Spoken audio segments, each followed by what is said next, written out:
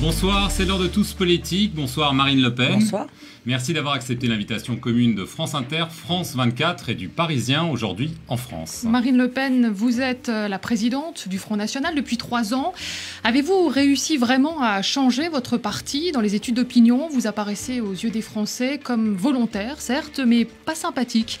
Gagnerez-vous votre pari aux élections municipales, mais aussi aux européennes que vous espérez remporter?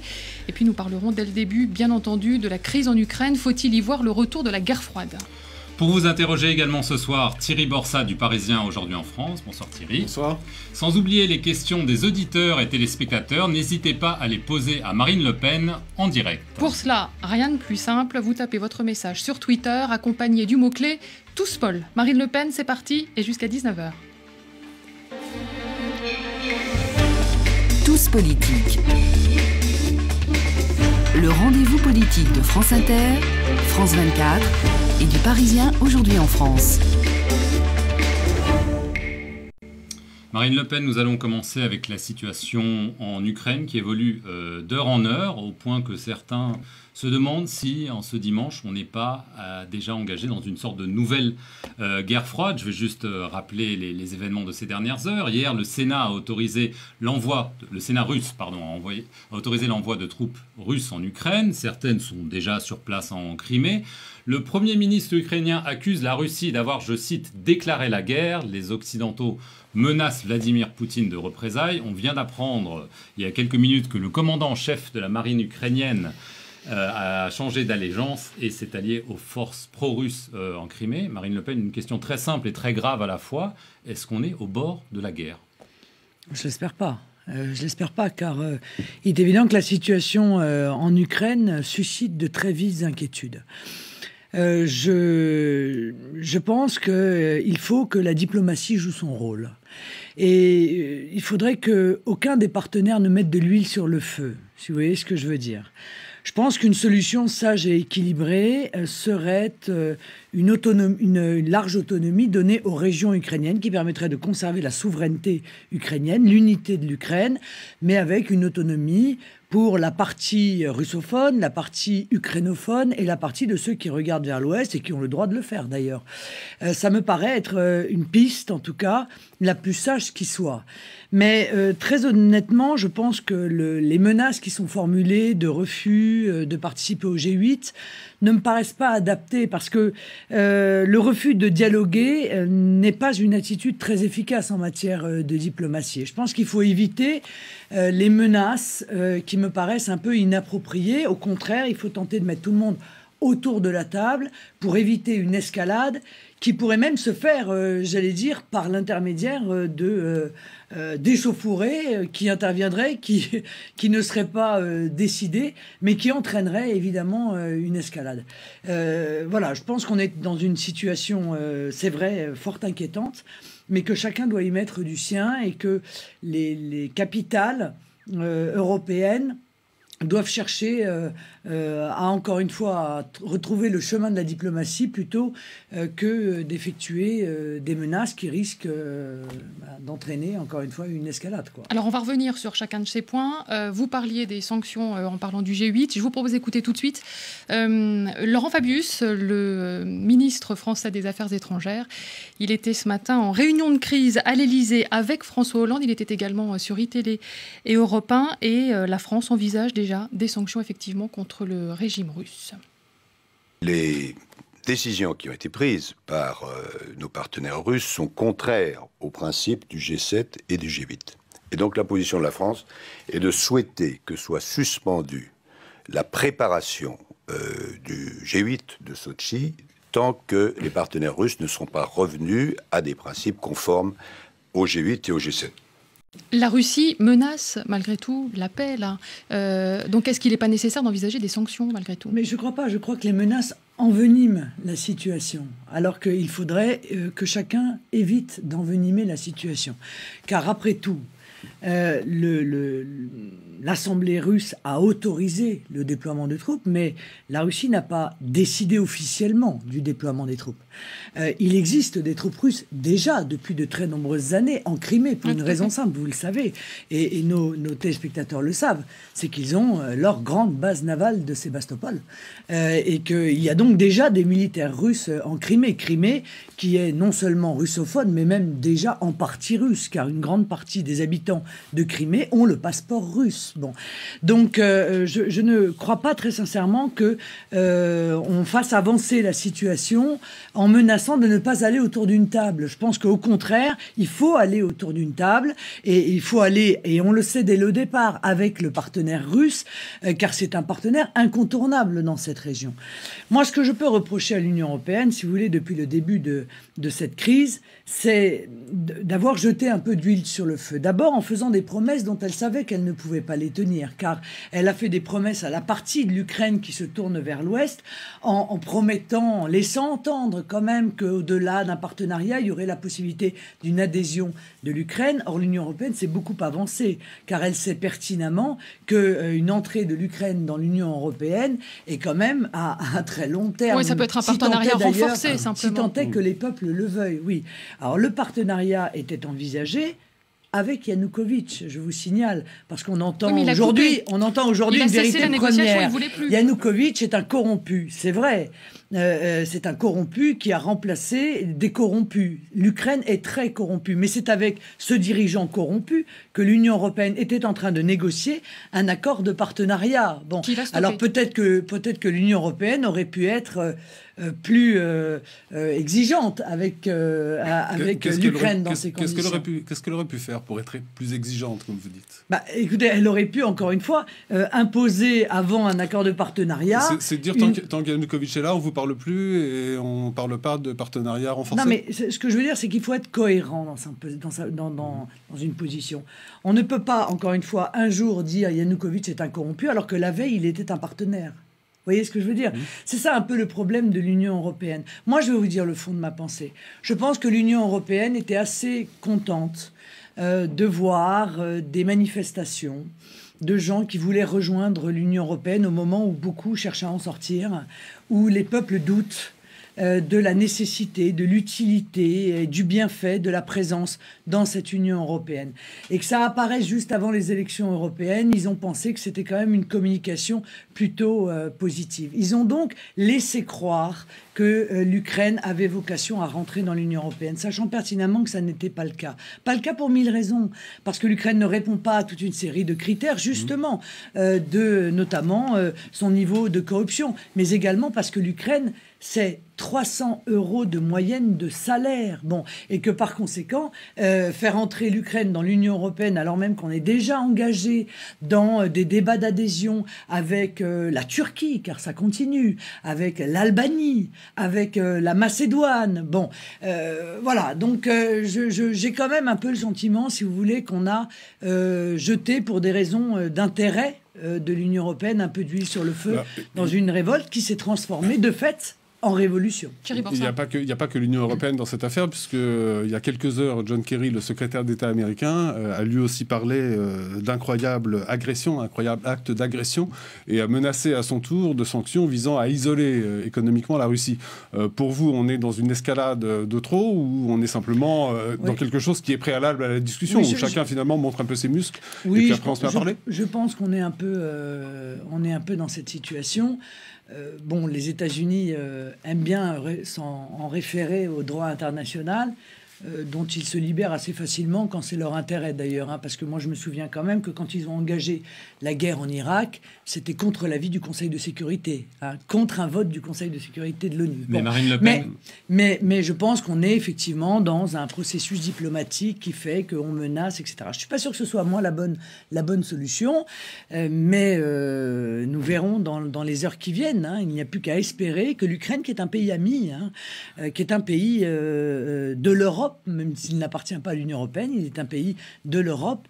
Ce serait, je crois, un drame qu'on en arrive à une partition. Personne n'y a intérêt, d'ailleurs. Ni l'Union européenne, qui se retrouverait de fait avec la responsabilité d'une Ukraine de l'Ouest encore plus pauvre, si c'est possible, que l'Ukraine de l'Est, obligée d'intervenir financièrement alors que l'Union européenne n'a pas les moyens d'intervenir nulle part. Hein, elle est même en négociation pour le 3e plan grec. Bon, donc 1 fois, 2 fois, 3 fois, on n'a même pas réussi à sauver la situation grecque. Vous imaginez la situation de l'Ukraine, ni d'ailleurs, je pense, les Russes qui n'ont pas intérêt à une partition qui ne leur apporterait pas grand-chose. Justement, Marine Le Pen, vous avez parlé des Américains qui, quand ça les arrange, utilisent le droit international et dans le cas contraire ne l'utilisent pas. La Douma russe vote l'envoi de troupes en Ukraine. Il n'y a aucune sanction au niveau international. Quand je dis sanction, c'est-à-dire onction plutôt du Conseil de sécurité. Vladimir Poutine envoie des troupes d'abord en catimini, mais semble-t-il maintenant de façon claire en Ukraine. C'est un acte d'agression.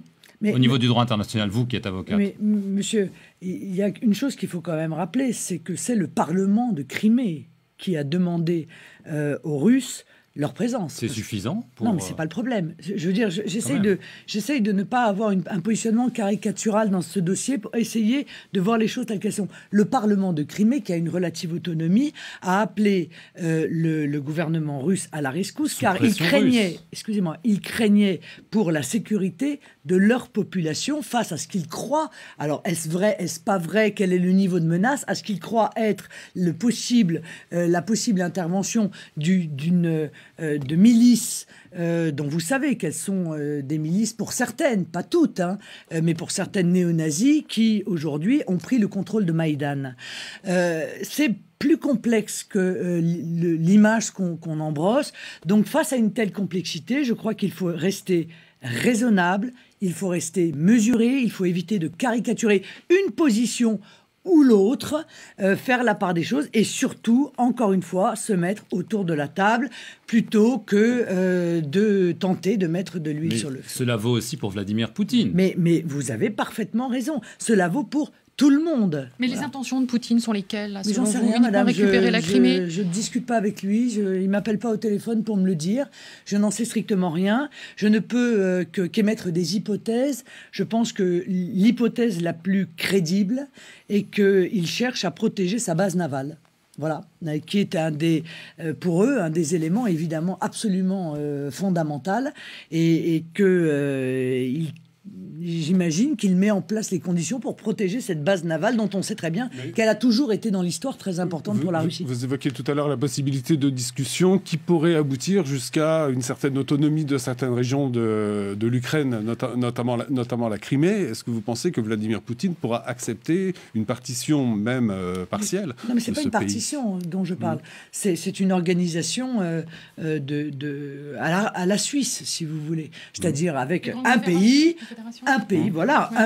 qui conserve sa souveraineté, mais avec 3 régions qui pourraient avoir une part plus large d'autonomie, ce qui permettrait, si vous voulez, à chacun, parce que vous savez qu'il y a eu des problèmes également, il y a des problèmes d'utilisation des langues. Le nouveau gouvernement ukrainien a commencé, si vous voulez, ce qui ne m'apparaît pas non plus très diplomate, par interdire le russe. Bon, alors pour la Crimée, qui est intégralement russophone, ça a été considéré comme une agression absolument terrible. Bon, donc voilà, il faut que, je crois, les instances internationales jouent leur rôle de sagesse, leur rôle d'équilibre pour ramener chacun à la raison et pour réussir à trouver une solution à cette crise. En même temps, la négociation... qui n'est pas encore une guerre. La négociation, elle existe. Yulia Tymoshenko devait rencontrer Vladimir Poutine dans les heures qui viennent.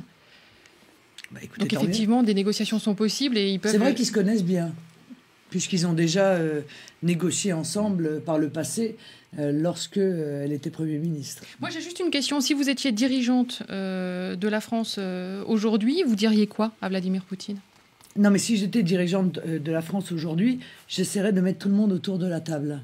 Et j'essaierais de trouver une solution à la situation exactement dans le cadre de ce que je viens de vous expliquer. Voilà, dans cette piste-là, cette piste de solution-là. Mais pour reprendre la question de Karine, vous diriez quoi à Vladimir Poutine pour venir autour de la table ? Mais il viendra, je pense, autour de la table. Je pense que les Russes viendront s'il y a une initiative diplomatique qui permette à tout le monde d'être autour de la table. Je pense que les Russes accepteront de venir autour de la table. Je le pense. Maintenant, encore une fois, je n'ai pas d'éléments. Parce que est-ce que vous ne pensez pas que quelque part, pour des raisons historiques évidentes, du côté de la Russie et notamment de Vladimir Poutine, ils ne considèrent pas que l'Ukraine, finalement, c'est la Russie et la Crimée, c'est la Russie. Non, parce et est-ce que c'est pas ça le problème ? Sinon, l'Ukraine n'aurait pas eu son indépendance. Mais c'était bien avant Vladimir Poutine. Peut-être qu'aujourd'hui, il veut recréer une grande Russie et peut-être que la Crimée en fait partie. Moi, je ne suis pas dans la tête de Vladimir Poutine.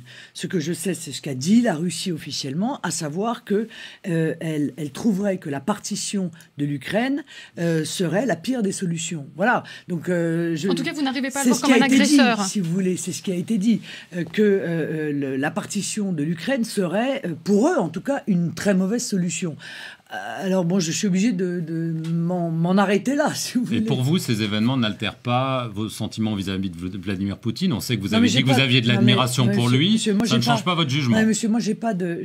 En matière de diplomatie, il n'y a pas de sentiment. Et d'ailleurs, très honnêtement, je trouve que la diplomatie du sentiment me paraît nous avoir entraînés dans de graves difficultés dans d'autres pays où la diplomatie de l'émotion, eh bien, a été à la manœuvre en Syrie, en Libye, avec le moins qu'on puisse dire des résultats exactement inverse à ceux que nous espérions.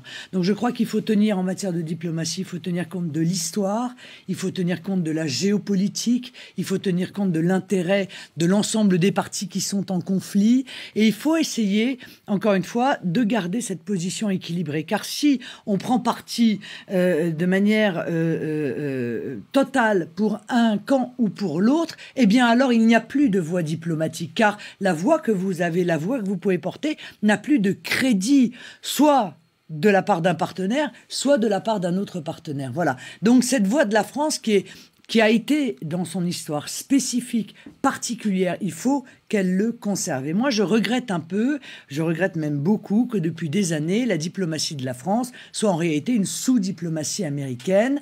Je regrette que la France n'ait pas conservé cette voix spécifique dans le monde qui lui permettait justement de pouvoir rapprocher des positions qui étaient éloignées les unes des autres. Et donc sur Poutine, voilà, oui. Elle se trompe.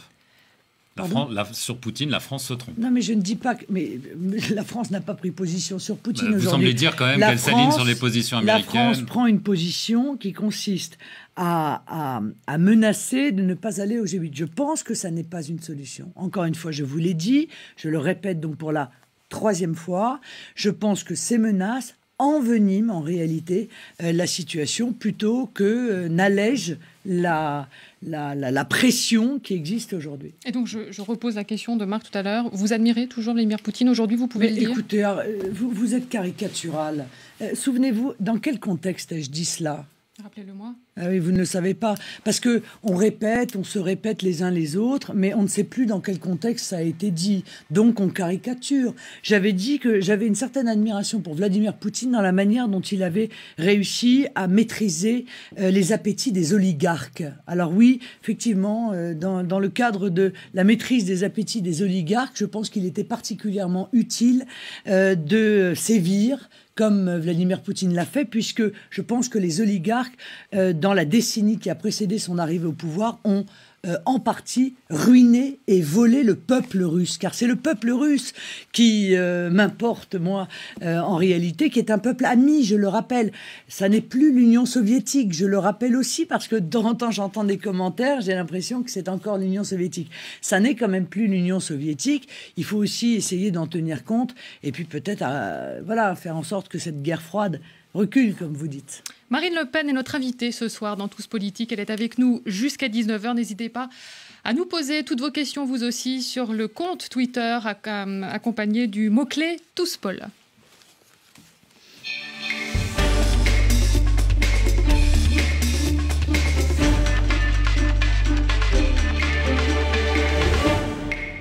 Marine Le Pen, on parle bien sûr ce soir des élections municipales. C'est cette semaine que chaque candidat doit déposer sa liste en préfecture. Vous aurez au Front National combien de listes à déposer? Je ne peux pas vous dire encore, là, justement, vous devez quand même avoir une fourchette à nous donner, j'espère. Justement, non mais je vous ai dit, moi, je ne vous donne pas de fourchette, je vous donne un objectif. Mon objectif, c'est d'avoir plus de 500 listes. Voilà. C'est-à-dire être présent, comme le Front National, dans son histoire, n'aura jamais été présent au municipal. Nous avons fait un effort extraordinairement important pour que nous puissions arriver à cette barre des 500 listes. Nous n'en avions que 100 lors des dernières élections municipales. Donc, je pourrais savoir jeudi précisément, car jusqu'au dernier moment, on dépose les listes. Il y a même des listes qui sont constituées depuis longtemps et qui ne seront déposées que demain, par exemple. Celles qui sont déjà constituées, elles ont été faciles à mettre en place ? Ça dépend des endroits. Vous savez, dans des endroits où nous avons déjà une forte activité politique, ces listes ont été assez faciles à faire. Dans des endroits où nous montions des listes pour la première fois, c'était un petit peu plus difficile. C'est un peu plus difficile, contrairement à ce qu'on peut penser d'ailleurs, dans des petites villes que dans des grandes villes. Voilà, bon, mais je pense que tous les mouvements sont dans cette situation. Hein. Ça n'est pas une spécificité du Front National. Le Front National a quand même du mal encore à recruter des candidats, non? Quand on voit par exemple le candidat à Reims, Roger Paris, qui met des petites annonces dans l'Union de Reims. Je ne suis pas sûre que tous les candidats mettent des petites annonces. Je ne suis pas sûre qu'il ait mis une petite annonce dans l'Union de Reims, vous savez, mais bon. Bon, en l'occurrence. En l'occurrence. Mais c'est pas vrai, puisque l'UMP avait été également, il y avait eu il y a quelque temps un papier en disant l'UMP appelait à candidature, vous voyez. Bon.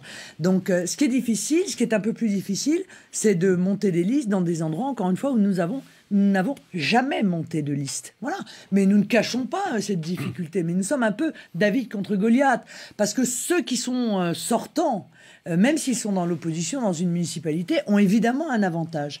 Et ceux qui n'ont pas de sortants, ni dans la majorité, ni dans l'opposition municipale, ont un handicap. Alors nous allons à la bataille avec ce handicap, nous l'assumons, et je pense que du coup, notre présence n'en est que plus remarquable. Mais il y a encore des candidats qui ont du mal à s'afficher, FN, en fait, et c'est pour ça qu'ils, finalement, abandonnent. Je pense à Longjumeau, là, comme autre exemple précis. Vous avez l'air très au courant j'essaie de suivre vos activités, voilà. Oui, quand on mais moi je suis présidente du Front National et moi j'ai une vision peut-être un peu plus en hauteur où je suis tout à l'heure avec Vladimir Poutine, j'étais pas assez précise pour une fois. Je fais le suivi, si vous voulez, de cette espérance des 500 listes. Le reste est géré par les secrétaires départementaux, donc je n'ai pas particulièrement connaissance de cette affaire à Longjumeau, mais je pense que c'est encore une fois. La liste était donc déposée et puis finalement 7 personnes se sont dédites et la préfecture a dû abandonner et annoncer l'invalidation de cette liste. Je suis c'est quand même intéressant. Absolument pas au courant de ça. C'est sorti dans quel journal ?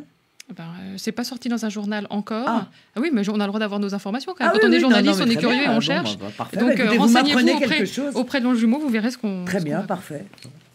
Ça va pas changer grand-chose. Alors justement, vous avez décrit ces élections comme fondamentales, entre guillemets, pour le Front National. Alors, on a parlé du nombre de listes, mais ce qui intéresse évidemment les gens, c'est combien de mairies vous espérez gagner et combien de conseillers municipaux vous espérez avoir. Mais c'est normal que ça les intéresse, puisque c'est eux Donc vous allez nous dire. Ce sont eux qui vont décider.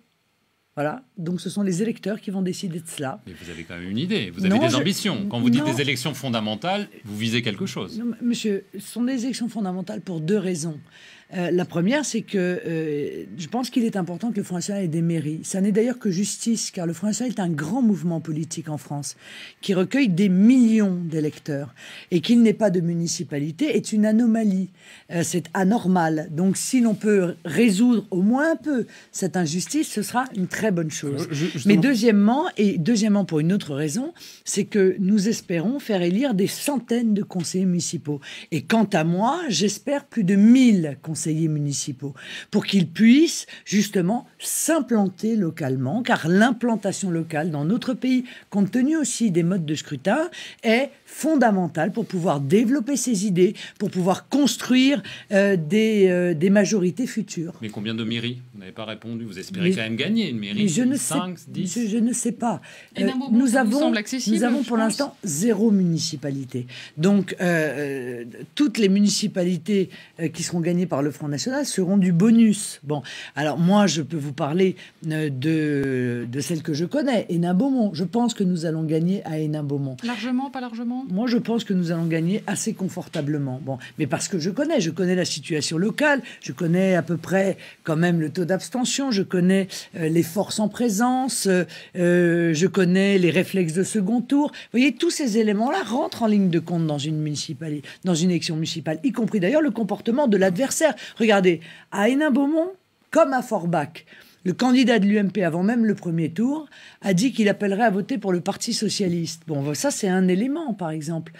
Du coup, ce candidat de l'UMP ne va-t-il pas passer en dessous de la barre des 10? Parce que je pense que les électeurs UMP sont pas très contents que leur candidat appelle à voter pour les socialistes avant même que le premier tour ait lieu. Bon, c'est ça la vie aussi de la campagne municipale et toutes ces inconnues qui sont celles d'une élection et d'un entre-deux tours. Et les élections municipales, c'est une élection locale, comme son nom l'indique, mais justement, dans une élection locale, pour mesurer un peu l'impact national d'une formation politique, il y a quelques villes symboles. Qu'est-ce que vous avez comme objectif sur 4 ou 5 villes importantes dans lesquelles vous pensez pouvoir, sinon, gagner la mairie ou en tout cas progresser? Non, je ne crois pas. Je pense que nous serons présents, je l'espère, dans à peu près la moitié des villes de plus de 10 000 habitants. Voilà, ça c'est...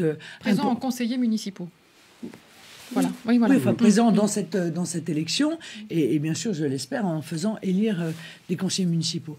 Non, l'élection municipale est surtout nationale, parce qu'il ne faut pas se raconter d'histoire. Une grande majorité de municipalités sont tenues par le PS. L'UMP mène la même politique que le PS, et la gestion municipale est la même que la gestion nationale. Les députés maires PS ne sont pas pour les impôts au niveau national et contre au niveau local. Ils sont aussi pour les impôts au niveau local. Ils ne sont pas pour l'immigration au niveau national et contre l'immigration au niveau local. Ils sont aussi pour l'immigration au niveau local. Donc, ce sont tous des petits François Hollande qu'il y a dans ces municipalités. Mais j'appelle bien sûr, entre autres, à la sanction, bien entendu, car je crois que les Français sont désespérés de voir la situation actuelle, sont totalement opposés à la politique qui est menée, et il y a une élection, il faut évidemment sanctionner les petites répliques de François Hollande qui sont dans les municipalités, et accessoirement leur soutien, c'est-à-dire les candidats de l'UMP. Une question Twitter que j'ai tout de suite, c'est SuperTiti92 qui vous la pose. Madame Le Pen, pourquoi les Français issus de l'immigration devraient-ils voter pour vous? Mais parce qu'ils sont français, tout simplement. Voilà, parce qu'ils sont français et que je défends l'ensemble des Français, parce que ils ont, comme tous les Français, des problèmes d'aggravation de l'insécurité, qu'ils sont, comme tous les Français, ils ont un risque de chômage, que comme tous les Français, ils voient s'effondrer le système de protection sociale, que comme tous les Français, ils n'arrivent pas à accéder à un logement social quand pourtant ils en ont besoin, que comme tous les Français, ils sont pas contents de voir que l'école ne cesse de baisser dans les différents jugements internationaux, toutes les raisons qui font que les Français sont en désaccord, parce qu'ils en ont marre de payer des impôts, parce qu'ils trouvent qu'il faut arrêter de se positionner auprès des plus gros au lieu d'aider les petits, et notamment les PME, PMI, etc. Voilà, pour toutes les raisons qui font qu'on vote contre une politique et pour une autre. Mais ils peuvent se sentir agressés quand vous dites qu'il faut aller dans des piscines sans qu'il y ait des horaires réservés à certaines communautés, quand éventuellement... Mais pourquoi se sentiraient-ils agressés pour cela? Parce qu'il y a peut-être des femmes qui n'ont pas envie, enfin qui sont voilées, qui n'ont pas envie de... Elles sont issues de l'immigration, elles sont voilées, elles n'ont peut-être pas envie d'aller à la piscine avec des messieurs. Elles peuvent demander effectivement à ce que certains horaires leur soient réservés. Ben non, elles peuvent pas, madame. Il peut y avoir des cantines. Non, elles peuvent pas. Elles peuvent pas pour une raison simple. Des repas elles peuvent pas pour une raison simple, c'est que la loi sur la laïcité l'interdit. Voilà. Et que cette loi sur la laïcité, elle n'a pas été faite pour embêter les Français d'origine étrangère. Donc vous résumez aux musulmans, par conséquent. Hein, c'est ça, c'est ce que je crois à comprendre. Bon. En l'occurrence. Mais elle existe depuis plus de 100 ans. Voilà. Par conséquent, je pense que quand on est français, on connaît la loi sur la laïcité. On peut ne pas l'apprécier, mais on se doit de la respecter. Donc je ne crois pas du tout que mon positionnement soit agressif, d'autant plus que j'apporte quelque chose à tous les Français, c'est cette idée de la priorité nationale. C'est-à-dire le droit pour un Français en France d'avoir un accès privilégié à l'emploi et au logement social par rapport aux étrangers. Or, cette priorité nationale, elle s'adresse à tous les Français. Et il n'y a pas de différence entre les Français d'origine immigrée, comme vous dites, ou les Français d'origine française. Mais d'après une étude récente, 72% des Français sont opposés à la priorité nationale, on l'a longtemps appelé la préférence nationale, en matière d'emploi. Donc vos idées ne semblent pas... Oui, mais regardez... Non, mais mes idées, ne résumez pas mes idées, monsieur. Les idées du Front National. Non, mais ne résumez pas les idées du Front National à une proposition. C'est une proposition phare, quand même. C'est symbolique. C'est une proposition importante. Regardez la manière dont la question a été posée. Êtes-vous d'accord pour donner un avantage aux Français dans l'accès à l'emploi par rapport aux immigrés ? Je trouve que la question est particulièrement mal posée. Est-ce volontaire ? Ça, je ne sais pas. Car c'est par rapport aux étrangers qu'il aurait fallu dire. Or, dans les immigrés, il y a des Français d'origine immigrée qui considèrent qu'ils sont dans cette dénomination immigré. Or, la priorité nationale, encore une fois, ne vise pas à faire une différence entre les Français, que les choses soient claires. Donc, j'aimerais bien, moi, qu'on pose de manière plus correcte cette question, car telle qu'elle est posée, elle ne correspond pas à la proposition du Front National. Récemment, vous étiez à Beaucaire et vous avez cette phrase « Quand je suis à Beaucaire, je n'ai pas envie d'avoir le sentiment d'être à Rabat ». Oui. Vous êtes en campagne électorale, là, et donc non, même quand je ne suis pas en campagne électorale. Oui, mais vous essayez quand même d'aviver les tensions. Enfin, c'est quand même étrange quand même d'avoir cette phrase comme ça en pleine campagne. Pas du tout, j'avais commencé à dire... C'est de la provocation. J'aime... De la provocation ? Non. Ah bah vous vous sentez peut-être provoqué, monsieur, mais il y a des millions de Français qui ne se sentent pas du tout provoqués. J'avais commencé par dire, j'aime énormément Rabat, j'aime à Rabat avoir le sentiment d'être à Rabat, j'aime les couleurs, j'aime les vêtements, j'aime la culture, j'aime la musique, j'aime la nourriture, j'aime Beaucaire. Et je voudrais que quand je suis à Beaucaire, avoir le sentiment d'être à Beaucaire et ne pas avoir le sentiment d'être à Rabat. Voilà, c'est aussi simple que cela. C'est-à-dire qu'il y a un certain nombre de quartiers et de villes en France où on a le sentiment, compte tenu d'une population immigrée extrêmement importante, l'impression que l'on ne vit pas dans une ville ou un quartier français, mais que l'on vit dans une ville ou un quartier d'un autre pays. Et ça, c'est problématique, je le pense. Et j'avais d'ailleurs rajouté, ça n'est pas une déclaration d'hostilité à l'égard de Rabat, c'est une déclaration d'amour à l'égard de Beaucaire. Voilà. Alors, vous montrez un petit peu vague sur les résultats possibles, mais si j'étais à Rabat espérés. et que ça ressemblait à Beaucaire, je ne serais pas contente non plus. En matière d'élections municipales, peut-être vous serez plus précise pour les élections européennes. Vous avez un pronostic un peu c'est plus beaucoup chiffré. Plus facile. Ah. C'est beaucoup plus facile. Pour une raison simple, c'est qu'il y a un tour et c'est à la proportionnelle. Bon. Et donc, j'ai toujours dit, là encore, je ne me cache pas derrière mon petit doigt, j'ai dit que notre objectif était d'arriver en tête aux élections européennes. Voilà. Donc ça reste notre objectif et nous allons jeter nos forces dans la bataille, nous allons susciter le débat sur des sujets dont je vois bien que l'UMP et le PS n'ont pas envie de parler. Ils n'ont pas envie qu'on parle de la directive détachement des travailleurs, ils n'ont pas envie que l'on parle de l'euro, ils n'ont pas envie que l'on parle de l'accord transatlantique qu'ils sont en train secrètement de négocier sans même qu'on connaisse le contenu de la négociation. Ils n'ont pas envie qu'on parle de l'accord de libre-échange avec le Canada qui est signé mais qui n'a pas été publié nulle part. Il faut aller dans les médias canadiens pour aller trouver quel est le contenu de cet accord. Avouez que c'est quand même scandaleux. On aimerait bien, nous Français, pouvoir lire dans notre presse française ce qu'il en est de cet accord de libre-échange qui pourtant a une conséquence directe sur l'économie française et particulièrement, il faut bien le dire, sur l'agriculture française.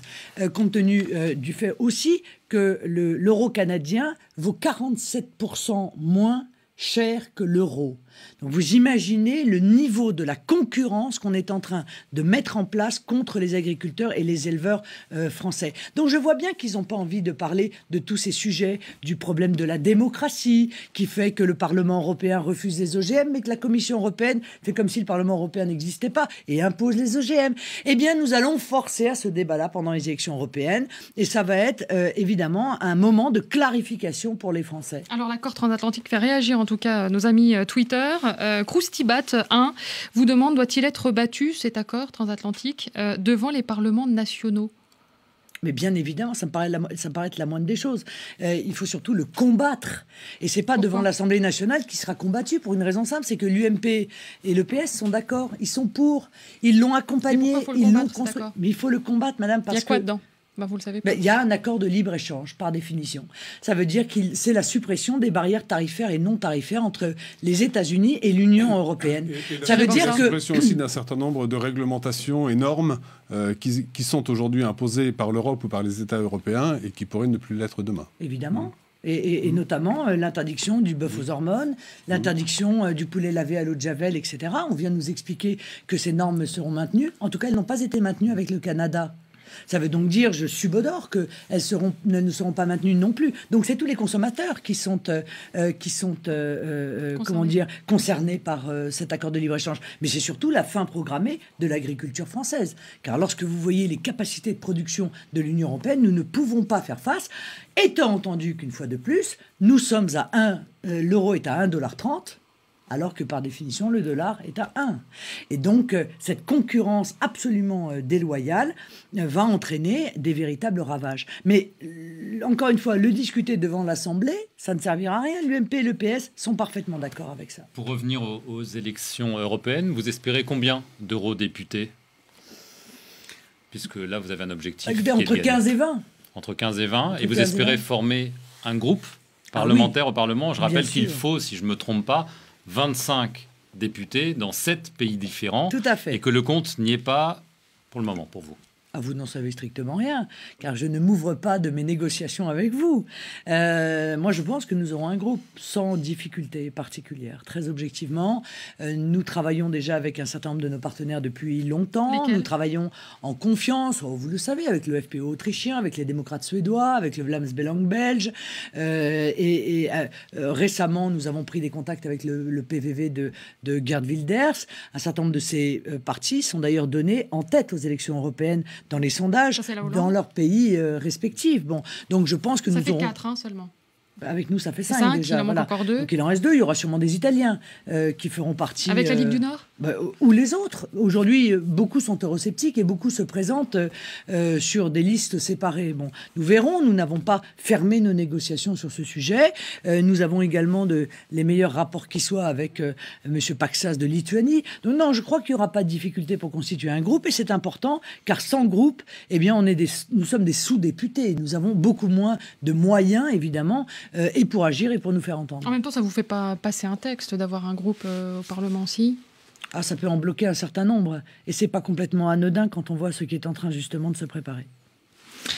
Le remaniement, tout le monde est d'accord, on avance. On en parle beaucoup dans la presse ce matin. Vous y croyez, vous, un remaniement? Ce serait quand? Je m'en moque surtout, complètement. Je pense que ça n'a strictement aucun intérêt.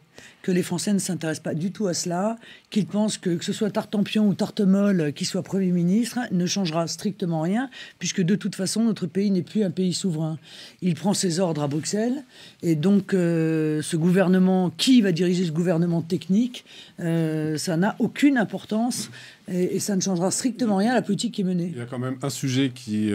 a un peu d'importance, c'est le pacte de responsabilité qui a été lancé il y a maintenant plusieurs semaines. Et, il est toujours pas retombé d'ailleurs. Il a été lancé. Et dont le Premier ministre actuel ou son successeur éventuellement ont la charge de le faire aboutir, puisqu'il y a un vote sur la responsabilité du gouvernement. Avez-vous le début d'un commencement d'éléments? Non, mais en revanche, moi je peux vous demander, d'après ce que nous en savons tous, notamment les 30 milliards qui vont être nous n'en savons rien, justement. injectés pour réduire les charges des entreprises, est-ce que c'est suffisant pour relancer la machine? Non, mais la vraie question, alors d'abord non, réponse non, ça n'est pas suffisant pour relancer la machine pour une raison simple, c'est que ça va entraîner une augmentation de 3% de la compétitivité pour les très grosses entreprises, que ça ne touchera pas les TPE et les très petites entreprises et les PME, PMI qui représentent 97 ou 98% des entreprises en France. Bon, donc c'est à nouveau un avantage donné aux gros qui n'en ont pas besoin et absolument pas aux petits qui, pourquoi vivent de grandes difficultés de trésorerie, des grandes difficultés pour se financer car les banques ne prêtent pas, et puis aussi une grande difficulté de la demande, monsieur, car la consommation a baissé de 2% au mois de janvier, pour une raison simple, c'est quand on serre la gorge des consommateurs en leur effondrant leur pouvoir d'achat, en multipliant les augmentations d'impôts, de tous les impôts d'ailleurs, eh bien, ils ne peuvent plus arriver à consommer. Or, le meilleur moyen de tuer des entreprises, c'est de tuer leurs clients. C'est exactement ce que le gouvernement est en train de faire. Donc vous voulez une politique de la demande. Et honnêtement, 3%, 3% d'acquis de compétitivité, c'est dérisoire. Moi, j'ai un moyen beaucoup plus simple d'obtenir 20%, c'est évidemment de retrouver une monnaie nationale. Retrouver une monnaie nationale pour pouvoir opérer cette dévaluation de 20%. J'ai été d'ailleurs rejointe sur ce sujet par M. Montebourg, qui lui aussi est aujourd'hui pour une dévaluation.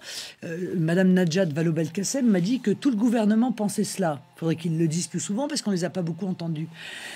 Sauf qu'ils ne l'obtiendront pas, parce qu'ils savent pertinemment qu'on ne peut pas obtenir la dévaluation de l'euro dans l'Union européenne actuelle.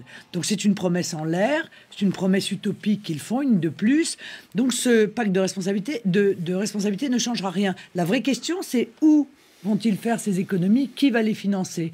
Et moi, je vous annonce maintenant, aujourd'hui, que les mauvaises nouvelles arriveront après les élections européennes, qu'on retient les mauvaises nouvelles pour ne pas dire en pleine campagne que la piste de l'augmentation de la CSG est évidemment sur la table, que la piste de la non-déductibilité de la CSG est évidemment sur la table, et que ce sont encore les Français qui vont voir augmenter leur imposition ou leur taxation. Mais vous qui voulez aider les consommateurs, vous qui voulez faire une politique de la demande, si je comprends bien, vous qui êtes keynésienne, vous les aidez comment en fait les consommateurs? Vous donnez de l'argent comment? Vous augmentez le SMIC? Je pense qu'il faut changer de modèle économique.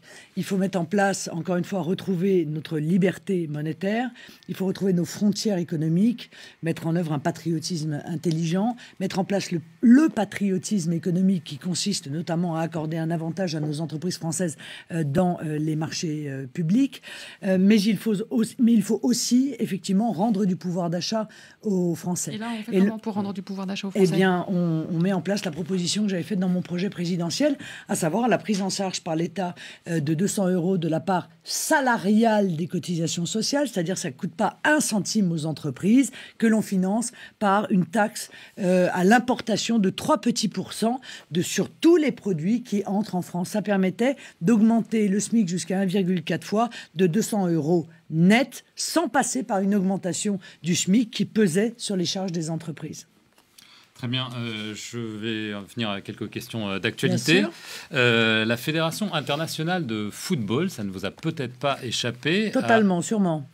Je vais vous informer alors, a autorisé le port du voile et du turban. C'est bien ce que je pensais. Qu'est-ce que vous en pensez? La FIFA, la Fédération internationale, a dit que c'était pour faciliter le développement du football. Oui, c'est ça. Donc, c'est pour faciliter le déversement de l'argent des pétromonarchies, c'est ça? Voilà. Ben, je trouve ça scandaleux. Voilà. Je trouve que maintenant, l'argent régit tout. Et que la fédération va à l'encontre des règlements pourtant qu'elle avait imposés pendant de très nombreuses années et qui étaient l'interdiction des signes ostensibles religieux sur les terrains de football. Donc on laisse la religion s'insinuer sur les terrains de football. Demain, il y aura des exigences alimentaires qui suivront, des exigences, j'imagine, de vestiaires séparés dans d'autres sports qui suivront. Je trouve que c'est une très grave dérive qui prouve que cette loi de l'argent roi, eh bien, dans l'esprit de ces gens, passe au-delà de nos traditions, de nos principes, de nos valeurs. Donc, j'en suis éminemment choqué. Pour vous, c'est une décision influencée par l'argent du Qatar, très clairement, oui, je le dis. Oui, oui. Autre question d'actualité qui va vous passionner, je le sais, c'est le retour de Nicolas Sarkozy. On le voit partout. Il était vendredi à Berlin aux côtés d'Angela Merkel. Il en fait trop? Vous avez peur de lui? Non, mais j'ai absolument pas peur de lui. Il en fait trop, oui, évidemment. Je pense que les Français sont lassés de voir cette petite comédie de diva, une sorte... L'UMP, la pauvre, vit au rythme des caprices de son ancien dirigeant. Alors un coup je reviens pas. Bah, je suis rasé, regardez, ça veut dire que je vais peut-être revenir. Ah ben non, là je suis mal rasé, donc ça veut dire que je reviens pas.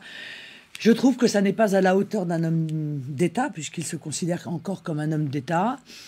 Soit le pays est dans de très graves difficultés, et alors il faut qu'il dise qu'il revient, s'il pense pouvoir apporter quelque chose au débat. Soit il est dans une démarche personnelle, d'égo, et à ce moment-là, il joue ce petit cinéma dont je vous indique que moi j'ai le sentiment qu'il lasse profondément les Français. Et vous y croyez, pardon, à ce retour ? Non, moi je n'y crois pas, je n'y ai jamais cru, donc je n'ai pas changé d'avis depuis. Donc, dans ce contexte, quand vous ne croyez pas au retour de Nicolas Sarkozy, vous vous considérez comme la première force d'opposition au gouvernement socialiste ? Je crois que, en tout cas, les Français nous considèrent comme la première force d'opposition au Parti socialiste. C'est en tout cas ce que révèlent beaucoup d'études qui sont effectuées. Et pour une raison simple, c'est que sur énormément de sujets, l'UMP est contre tout contre. Vous voyez, le Parti socialiste. C'est-à-dire qu'ils mènent la même politique, ils ont les mêmes solutions. Ça a été flagrant dans l'affaire du pacte de responsabilité. Écoutez, même les responsables de l'UMP sont arrivés sur les plateaux en disant Nicolas Sarkozy l'a rêvé et François Hollande le fait. Bon, donc en matière économique, ils ont la même vision. En matière internationale, sur la Syrie, sur la Libye, ils ont la même vision. En matière européenne, ils ont la même vision. Ils ont construit ensemble cette Union européenne. Ils poussent ensemble au fédéralisme. Et c'est encore ce que Nicolas Sarkozy est allé dire auprès de Madame Merkel. Il pousse à encore plus d'intégration, encore plus de fédéralisme européen. Donc sur quoi se séparent-ils ? Quels sont les domaines sur lesquels ils ont une vision différente entre l'UMP et le PS ? Il y a une mesure que le gouvernement a pris, qui éventuellement y trouverait grâce à vos yeux. C'est une question de Caro Klafski. C'est une question tweeteuse. Sûrement, il doit y avoir quelques mesures, mais pas des mesures, pas des mesures majeures. Il y avait quelques promesses qui méritaient qu'on s'y attarde et dont je partageais, moi, la nécessité. Par exemple, quand François Hollande a promis l'IS progressif sur les entreprises, il n'y a qu'un malheur, c'est qu'à chaque fois qu'il y avait une bonne promesse, ce sont celles qui ont été mises à la poubelle. Bon, la séparation des banques de dépôt et des banques d'affaires, ça, c'était une bonne idée. Ça a été mis à la poubelle. La renégociation du traité budgétaire, ça pouvait être une bonne piste.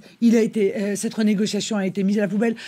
Voilà, tout ce qui était bien a été mis à la poubelle. Du coup, il reste que la mauvaise, le mauvais dessus du bouillon. Vous voyez qu'en général, on jette. Allez, on passe à la dernière partie de l'émission qui dure très peu de temps, qui s'appelle Droit au but. Les questions sont très courtes. Vous y répondez si vous le pouvez, très rapidement aussi. Thierry. Alors vous avez commencé à répondre, mais je vais vous la poser quand même. Il y a ce soir un match de foot qui oppose le PSG à Marseille. Et une étude un sondage vient de montrer que le club parisien était devenu le club le plus populaire de France devant Marseille. C'est une opinion que vous partagez ou... Non, mais je n'ai aucun avis sur le foot. Excusez-moi. En dehors de celui de l'argent du Qatar qui vient troubler les... Ah oui, ça, je suis très contre l'intervention du Qatar, où que ce soit. Voilà. Mais je n'ai pas d'avis sur le football.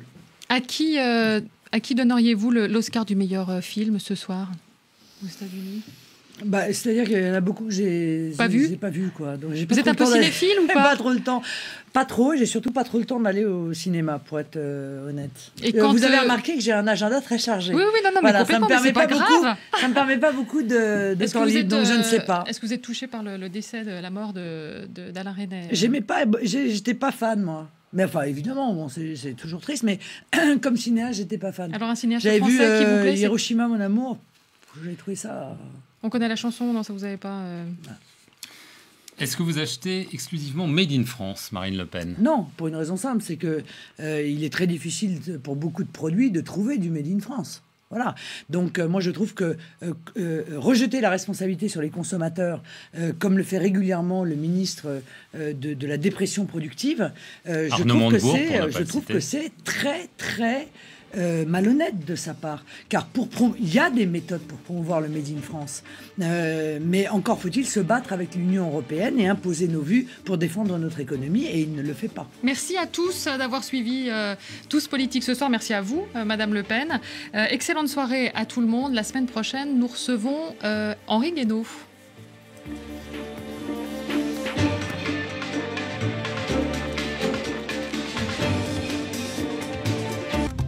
Les